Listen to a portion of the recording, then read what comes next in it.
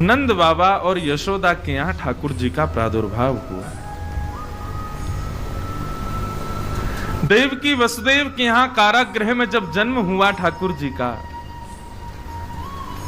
जन्म लेते ही ठाकुर जी ने आज्ञा दी कि आप हमको ले जा करके यशोदा मैया के यहां छोड़े आओ और वहां से बालिका को ला करके कंस को दे देना, क्योंकि भगवान तो जन्म लेते ही मारने वाले थे कंस को। लेकिन देवकी मैया ने प्रार्थना की कि महाराज मेरे 6 पुत्रों को कंस ने मार दिया, मैं किसी भी पुत्र को अपने पयोधर का पान नहीं करा पाई, कृपा करके आप छोटे बालक बनके मुझे वो सुख दीजिए जो एक बालक अपनी मां को देता है, मेरे पयोधर का पान करो। हमारे पूज्य नाना जी एक बात कहते थे, बहुत ध्यान से सुनना।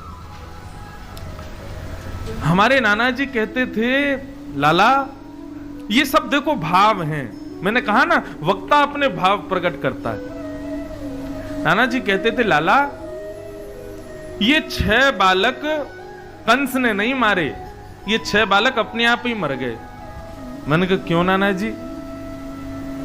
बोले भाई देखो बालक का जन्म होता और जैसे ही जन्म होता बालक आंख खोल करके देखता मेरा जन्म कहां हुआ है, तभी वो जैसे ही देवकी वसुदेव को देखता तो मन में विचार करता अरे ये देवकी हैं, इनके गर्भ से भगवान जन्म लेंगे। तो जैसे ही देवकी अपने पयोधर पिलाने के लिए बालक को समीप लाती तो बालक मन में विचार करता अभी मेरे बाद ठाकुर जी का अवतार होने वाला है और ठाकुर जी भी इसी पयोधर का पान करेंगे जो देवकी मैया मुझको पिला रही है। तो बालक के मन में भाव आ जाता है कि अपना उच्छिष्ट मैं ठाकुर जी को नहीं दे सकता, मैं अपना झूठा दुग्ध झूठा पयोधर ठाकुर जी के मुख में जाए ये मुझे स्वीकार नहीं होगा। इसलिए कहीं भगवत भाव में कोई अपराध ना बन जाए, इसलिए बालक पयोधर देखते ही अपने प्राण त्याग देते थे। बोले नहीं पहले ठाकुर जी इसका भोग लगाएं तब हम स्वीकार करेंगे। इसलिए 6 बालक जो थे वो मां के पयोधर पान ना करने की वजह से प्राण त्यागते थे। और भागवत में वर्णन आता है जब भगवान द्वारिकाधीश बन गए, एक दिन देवकी मैया ने लाला से कही, लाला तू भगवान है? भगवान बोले किसने कह दिया आपसे? बोले मुझे पता लग गई है लाला तू भगवान है। ठाकुर जी बोले मैया भगवान है तो फिर कुछ मांगो। बोले मुंह को मेरे 6 बालक वापस कर दे, जो 6 बालक कंस ने मार दिए वो 6 बालक वापस कर दे लाला।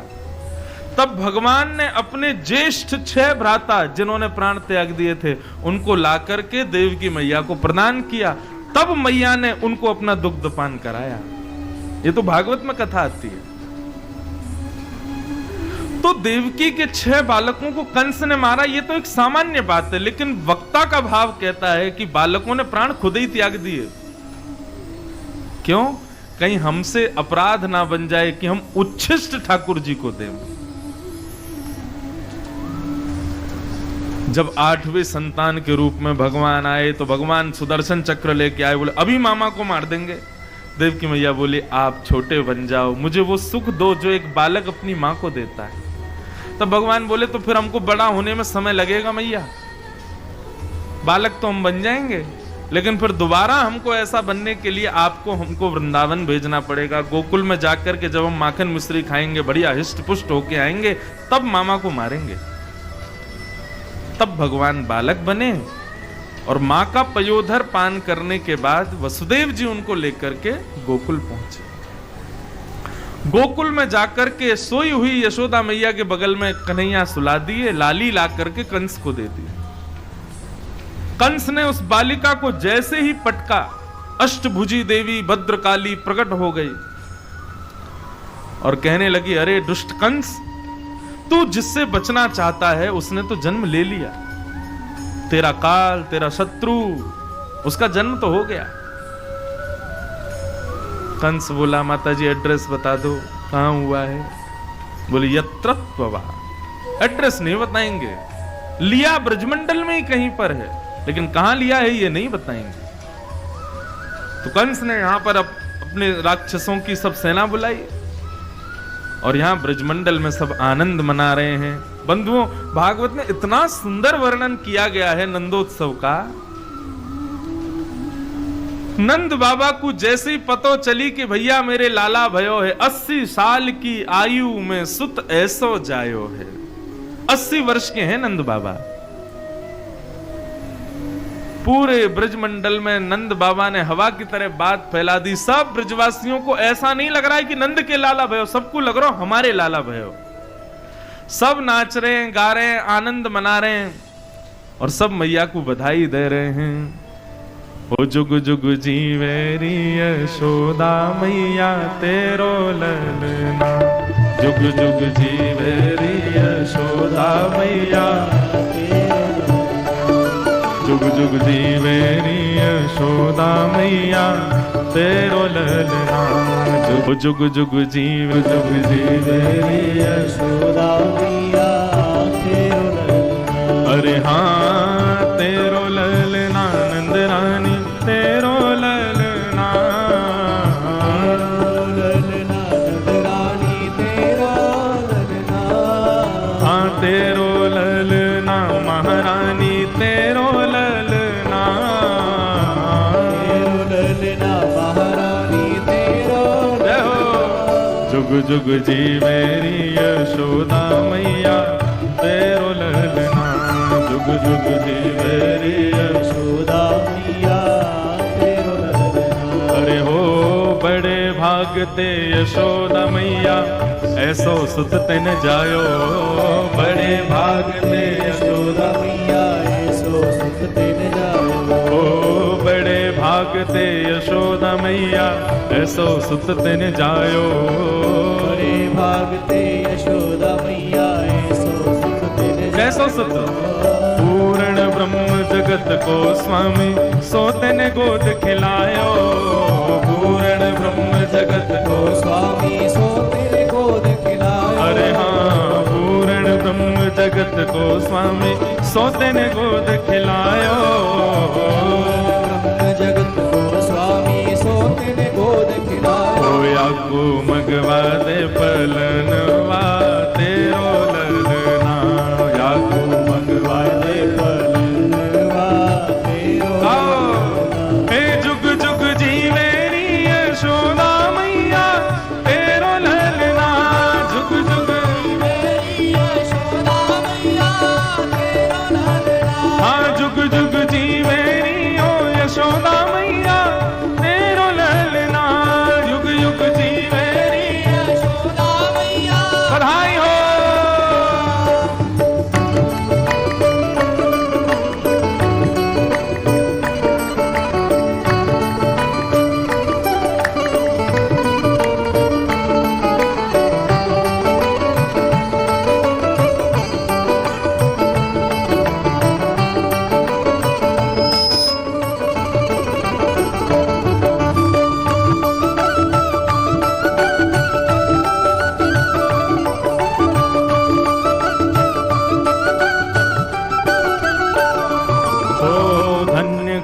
जब होए यशोदा मैया कह के बोले, धन्य घड़ी जब होए यशोदा मैया कह के बोले, हाँ धन्य घड़ी जब होए यशोदा मैया कह के बोले, धन्य घड़ी जब होए यशोदा मैया कह के बोले।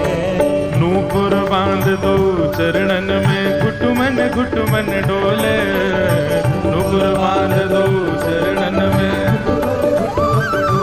हाँ नूपुर बांध दो चरणन में घुटमन डोले, बांध दो चरणन में घुटमन डोले। ओ पकड़े बाबा की उंगली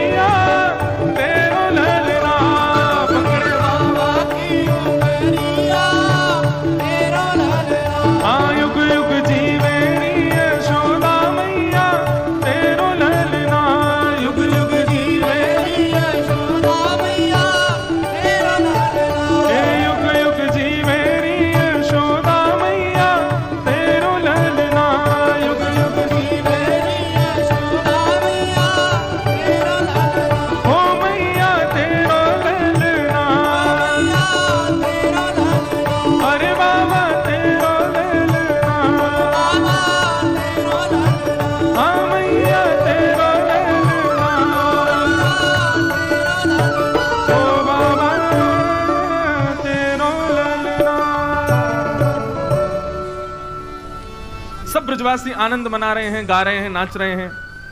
भागवत में तो वर्णन है कि 6 महीने कब बीत गए ब्रजवासियों को पता नहीं चला। अवाद्यंत्र विचित्राणि वादत्राणि महोत्सवे। देखो बंधुओं, एक बात कहें,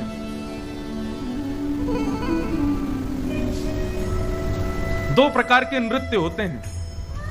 एक नृत्य होता है कि हम जबरदस्ती कर रहे हैं, और एक नृत्य होता है कि आनंद की चरम सीमा उत्पन्न हो जाती है और फिर हम कुछ विचार ना करें और फिर नृत्य करें। ये दो स्थिति होती है। महादेव का नृत्य कैसा है?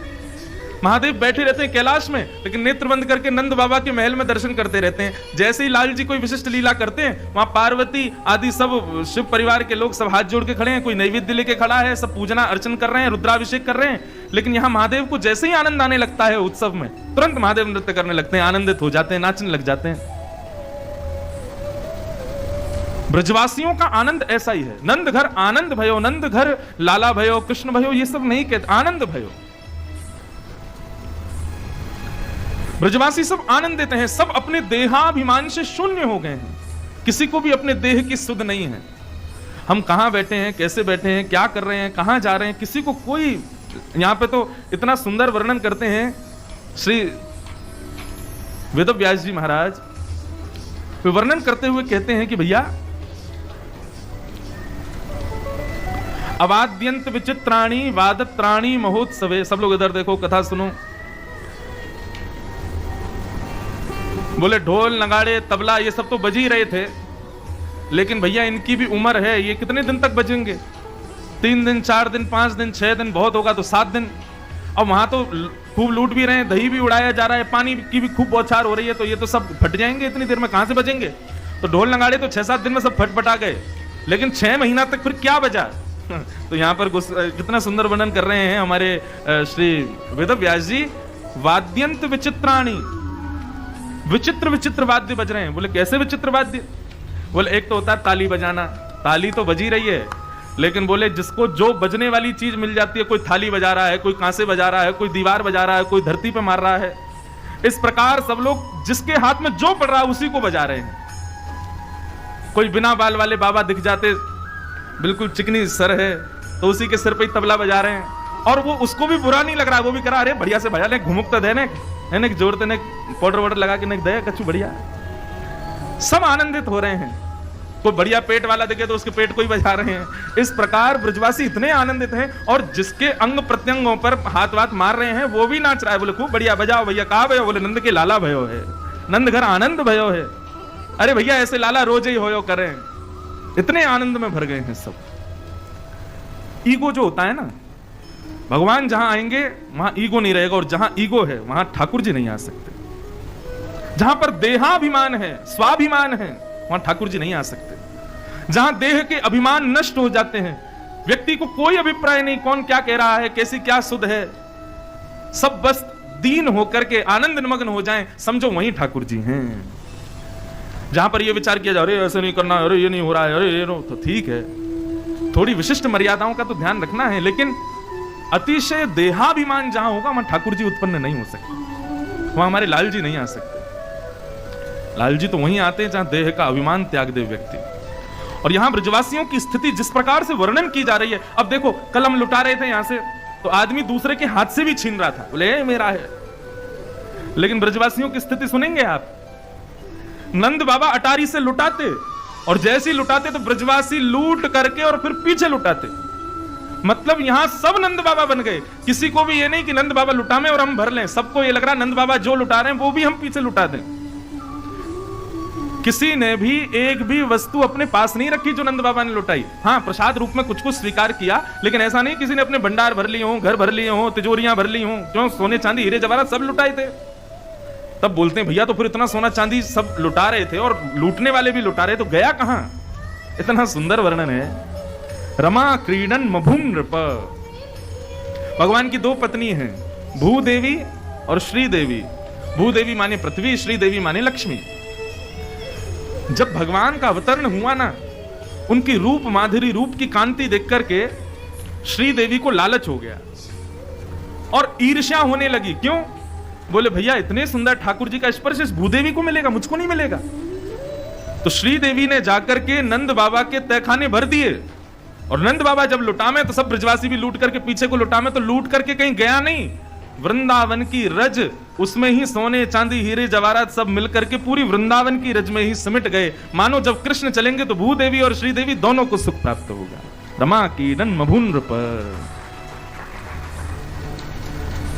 कैसी स्थिति, कभी कभी स्थिति का दर्शन देखो बंधुओं। नारद जी नारद भक्ति सूत्र में कहते हैं प्रेम क्या, बोले बोलने वाला बता ना पाए, सुनने वाला समझ ना पाए, और जिस बात को बोलने वाला बता दे सुनने वाले समझ जाए, वो सब कुछ है, प्रेम नहीं है।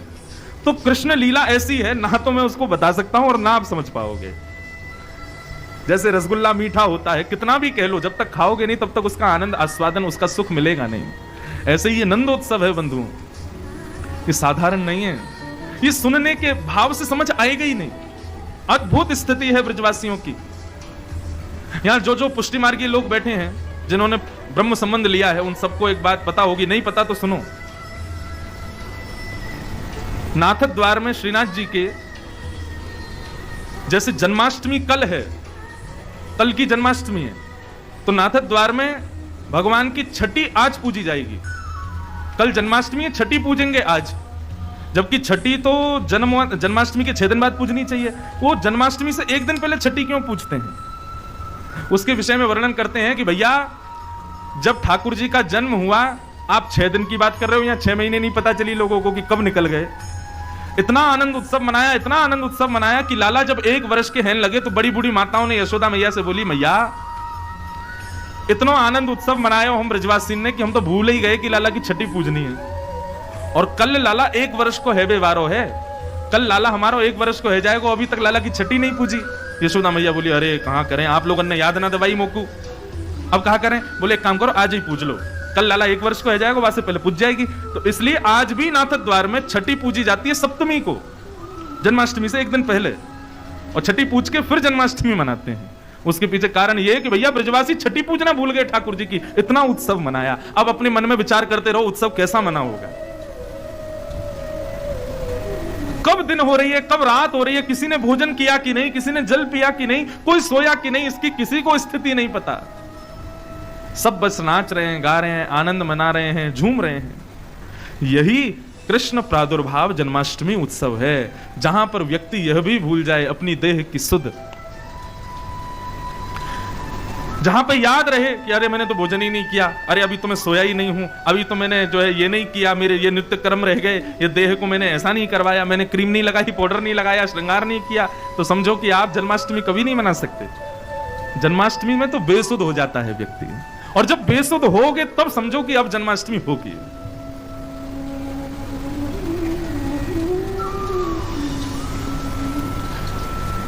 ऐसी अष्टमी का उत्सव पूरे वृंदावन में मनाया गया, गोकुल में मना रहे हैं। वर्णन आता है कि मैया ने कितने दिन तक तो ठाकुर जी दिखाए नहीं किसी को। क्यों? बोले जिस प्रकार बहुमूल्य रत्न को सब लोग छुपा करके रखते हैं, ऐसी यशोदा मैया लाला को छुपा करके बैठी है। अरे कहां तक कहें, नंद बाबा भी आते हैं ना, तो नंद बाबा को भी केवल थोड़ा सा दिखा के फिर छुपा लेती हैं। मेरी नीलमणि है, ये सदा मेरे पास ही रहेगी।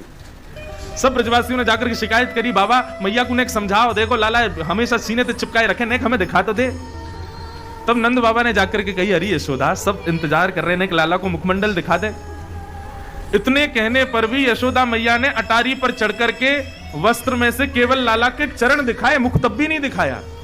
और वह चरण को देख करके ही सब ब्रजवासी उन चरणों की ही बलैयां ले रहे हैं, उन चरणों पे ही आनंद कर रहे हैं। बोले जय हो, इतने प्यारे कोमल चरण हमारे लाला के। लाला तो फिर दिखे कछु दिना बाद जाकर के, नहीं तो कछु दिना तक तो मैया ने मुख ही नहीं दिखाया लाला को। मेरो नीलमणि, मेरो नीलमणि, नीलमणि लेकर के घूमती हैं यशोदा मैया। अद्भुत आनंद हो रहा है वृंदावन में। सूरदास कह रहे हैं, यह धन धर्म ही ते पायो, यह धन धर्म ही ते पायो, नीके राख यशोदा मैया, नीके राख यशोदा मैया, नारायण घर आयो मैया, नारायण बंधुओं, सूरदास जी तो यशोदा के लिए गा रहे हैं, लेकिन इस व्यासपीठ पर बैठ के मैं आप सबके लिए गा रहा हूं। आप सब यशोदा हो, आप सबके घर में छोटे छोटे लाला विराज रहे हैं, छोटे छोटे ठाकुर जी विराज रहे हैं, सबके घर में सेवा है। अरे यशोदा मैयाओं, अरे नंद बाबाओं, अरे भिंडला सखियों, ये सब सखियां हैं सब। आज बंधुओं हम ऋषिकेश में नहीं है, आज तो हम वृंदावन में बैठे हैं, आज तो नंदगांव में बैठे हैं। और आज गंगा जी नहीं है, आज तो यमुना जी आई है। और आज यमुना जी, ऐसा भाव मन में आ रहा था कि भैया देखो आज गोवर्धन उत्सव है ना, इंद्र को तो बरसना ही है, जब बरसेगा तभी तो गिरिराज जी उठाएंगे। तो आज देखो सुबह से ही बरस रहा है। और एक मन में भाव आ रहा था कि भैया सूर्य थोड़े से तप रहे थे 2 दिन से, तो सूर्य ने जाकर के, यमुना जी ने विनती करी होगी कि मां कथा चल रही है, हमको भी पहुंचाओ। तो सूर्य ने जाकर के यमुना जी को तपाया, यमुना जी बाप बन के बादल बनी और आकर के आज ऋषिकेश में बरस रही हैं। आज लाल जी का मंगल उत्सव है ना, इसलिए यमुना जी ही बरस रही हैं। आज वर्षा नहीं हो रही है। सूर्य तनिया है, सूर्य की पुत्री है यमुना। एक प्रकार से सूर्य नारायण हमारे लाला के ससुर जी हैं। कितने संबंध कहां कहां बना रखे हैं ठाकुर जी ने, अद्भुत आनंद। तो नी के राख यशोदा मैया, नी के राख यशोदा मैया, नारायण घर आयो मैया, नारायण घर आयो, यह धन धर्म हित पायो, यह धन धर्म हित पायो। जो धन पर्यो क्षीर सागर में, जो धन पर्यो क्षीर सागर में, वेदहु पार न पायो मैया, वेदहु पार न पायो मैया, धर्म हित पायो मैया, धर्म हित पायो। सब आनंद निमग्न हो गए हैं। इतने में ही लाल जी 6 दिन के भये होंगे बस, कंस ने एक राक्षसी को भेजा जिसका नाम है पूतना। बहुत ध्यान से सुनना बंधु। पूतना ने रूप बदल लिया और कह दिया महाराज कंस को कि महाराज मुझे ये आज्ञा दीजिए, मैं जाती हूं, जितने भी बालकों ने ब्रजमंडल में जन्म लिया होगा सबको मार दूंगी। कंस ने कहा जाओ तुम ही कुछ करामात करके दिखाओ। पूतना ने जितने बालकों ने जन्म लिया ब्रजमंडल में, घर में जा जा करके अब सुंदर बन के गई है ना। मानव का एक स्वभाव होता है बंधुओं, हम लोग रूप देख करके और वस्त्र देख करके व्यक्ति पर विश्वास कर लेते हैं। यदि हमें दिख जाए कि सामने वाला सुंदर है और सुंदर नहीं भी है, वस्त्र बढ़िया पहने हैं, गहने वहने बढ़िया पहने हैं, तो हमको लगता है कि ये जरूर श्रेष्ठ ही होगा। यही हम गलती कर बैठते हैं। इसीलिए मैं कथा में कहा करता हूं, किसी का प्रभाव मत देखो, देखना है तो उसका स्वभाव देखो। यदि इस रूप पर ही आसक्त हो गए तो यही तो हुआ था मानस में। रामचरित्र में रावण रूप ही तो संत का धारण करके आया था, जिस पर सीता जी मोहित हो गई और संत मान करके उनको भिक्षा देने गई तो हरण हो गया। तो कहीं कोई रावण बन करके तो नहीं बैठा हमारे सामने, बढ़िया सुंदर जो है 10,000 वाली गहने आदि पहन करके, लाखों के ज्वेलरियां पहन करके, सुंदर पैंट शर्ट पहन करके, बढ़िया महंगे वाले कोट पहन कर कोई हमें ठगने तो नहीं आया है। पूतना से हमको यही सीखना है, यही स्थिति है। पूतना रूप बदल करके गई, अति सुंदरी बन करके गई।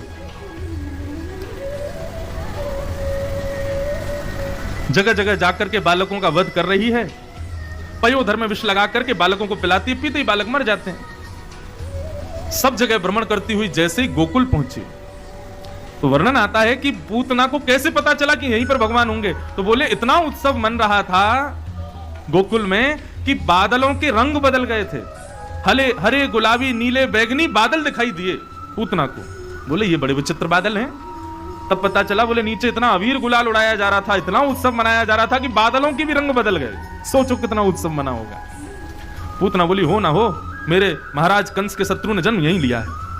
पहुंच गई पूतना, परम सुंदरी बनकर के गई थी पूतना। महंगे वाले वस्त्र, महंगे वाले गहने आदि पहन करके और सुंदर श्रृंगार करके इतनी सुंदर बन करके गई कि जैसे ही पूतना ने गोकुल में चरण रखा और एक एक पग आगे रख रही है तो रूप तो उसका बहुत दूर की बात है, उसकी चाल से, उसके नूपुरों से आने वाली ध्वनि सुनकर के ब्रजवासी मोहित हो रहे थे। नंद घर आनंद भयो जय कन्हैया लाल की सब गा रहे थे, लेकिन जैसे छम छम छम स्वर आवे, ब्रजवासी पीछे मुड़ करके एक बार देखें और एक बार देखें तो देखते ही रह जाएं, इतनी सुंदर। ग्वाल बालों की स्थिति तो ये हो ही गई। अरे स्त्री थी तो ऐसा हम भाव रखें कि पुरुष उस पर मोहित हो गए, ऐसा नहीं, गोपियां भी पूतना के रूप पर मोहित। सब कहें अरे देखियो कितनी सुंदर, या कि रूप तो देखो, या कि नेत्र तो देखो, या कि चाल तो देखो, या कि नाक तो देखो, या कि कान तो देखो, अरे या कि गहने तो देखो, सब उस पर मोहित। गजगामिनी चाल, नेत्रों से कटाक्ष घुमाते हुए सबका मानो वध करती हुई चल रही है। ग्वाल वालों को देख करके मुस्कुरा जाती है तो ग्वाल वाल दौड़ के अपनी मैया के पास जाए, मैया तेरी बहू मिल गई। तो कहां, बोले जे आ रही, देख कितनी सुंदर। मैया के बहू तो सुंदर है, तेने अपना मुंह देखो है, अपने यहाँ पे तो देख ले। मैया तेरे तो मेरी सौगंध यही तो ब्याह करा मेरो, तो इतनी सुंदर। अब पूतना कर क्या रही है? सब लोग भगवान के कीर्तन भजन उत्सव में व्यस्त हैं, लेकिन सबको अपनी ओर आकृष्ट कर रही है। मैं क्यों कहता हूं कथा में बार बार किसी को मत देखो, किसी की तरफ ध्यान मत दे जाओ, सब मेरी ओर देखो, मेरी ओर देखो, क्योंकि कथा भजन सत्संग कीर्तन भगवत सेवा में यदि आपका ध्यान कहीं भटक रहा है तो जिसकी ओर आपका ध्यान जा रहा है वो पूतना है। भजन में बाधा बने, कथा में बाधा बने, सेवा में बाधा बने, भगवत प्रीति में बाधा जो भी बने, वो बाधा ही पूतना है। सबका मन अपनी ओर खींच लिया पूतना ने, सब उसके रूप माधुरी पर मोहित हो गए। पूतना ने 4 गोपियों से जाकर के कहा, राम राम जी, अजी सुनो, ये नंद भवन कहां है? उसके स्वर सुन के गोपियों के मुंह खुले रह गए, आंख खुले रह गई और कुछ प्रत्युत्तर ही नहीं दे पाई। पूतना ने हिलाया, अरे आपसे पूछ रही हूं नंद भवन कहां है? अरे बहन, तुम्हारे मुख से स्वर है, कहीं तुम सरस्वती तो नहीं हो? इतने सुंदर स्वर, इतने मधुर भाव। ये 2 यमलार्जुन के जो वृक्ष खड़े हैं ना, ये नंद भवन के ही आंगन में, चली जाओ। पूतना चली गई, सब मोहित हो गए पूतना पर। जैसे ही पूतना ने प्रवेश किया नंद भवन में, यशोदा मैया की गोद में लाला लेटे भये हैं। यशोदा मैया लाला को निहार रही है, लाला से एक क्षण के लिए भी नजर इधर उधर नहीं करती है।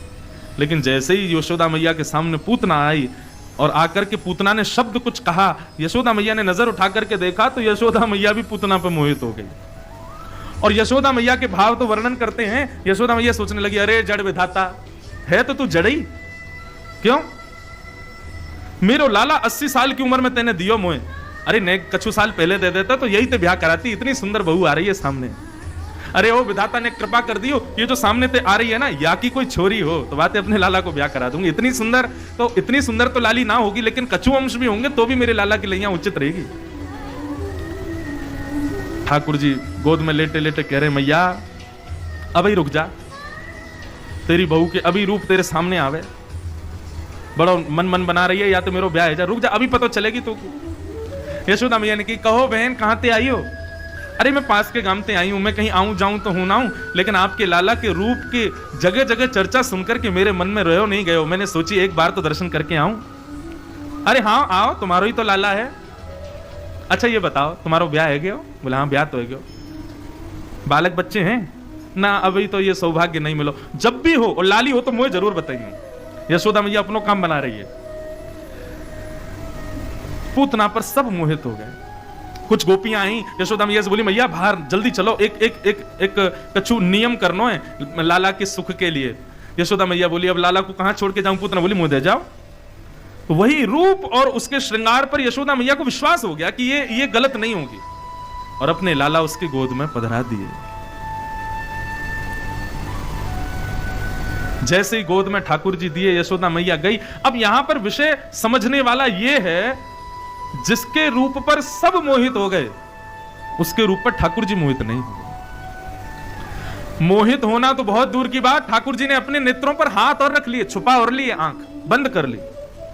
अब इसके पीछे कई कारण बताते हैं कि पूतना इतनी बड़ी अभागी, भगवान के पास जाकर के भी भगवान के नेत्रों की अधिकारी नहीं बन पाई। इसका सबसे विशिष्ट और सबसे श्रेष्ठ कारण जो मुझे समझ आता है, पता है क्या? क्योंकि पूतना ने भक्तों को भगवान के भजन से विमुख किया। पूतना ने सब लोगों को अपनी ओर आकृष्ट किया। सब बढ़िया भजन कर रहे थे, आनंद मना रहे थे, उत्सव कर रहे थे, लेकिन पूतना ने आकर के सबको अपनी ओर आकृष्ट कर लिया। ठाकुर जी इसलिए अपने नेत्रों पर हाथ धर के बैठे हैं, बोले भैया कितनों भी सुंदर हो, कितने भी बढ़िया कपड़ा पहने हो, कितने भी साज श्रृंगार करके क्यों नहीं आए हो, लेकिन यदि वैष्णवन को मेरे कथा, मेरे भाव, मेरे उत्सव से विमुख करावेगो तो मैं बाकू देखूंगा नहीं, वो मेरे नेत्रन को अधिकारी नहीं है। इसलिए भैया प्रार्थना आप सबसे, और जो लोग लाइव देख रहे हैं उन लोगों से भी, हम भजन करें ये अच्छी बात है, लेकिन हमसे भजन नहीं हो रहा तो जो कर रहा है उसको करने दो, उसको छेड़ो मत, उसके लिए बाधक मत बनो, उसके लिए व्यवधान मत बनो। क्योंकि यदि भजन करने वाले के भजन में आप व्यवधान बनोगे तो आप ही पूतना हो।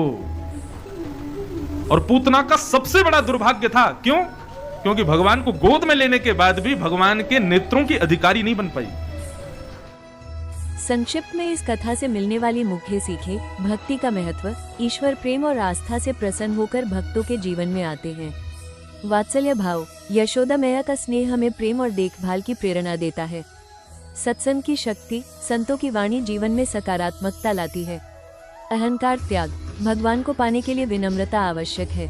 श्रद्धा और धैर्य, कठिन समय में भी भगवान पर विश्वास बनाए रखें।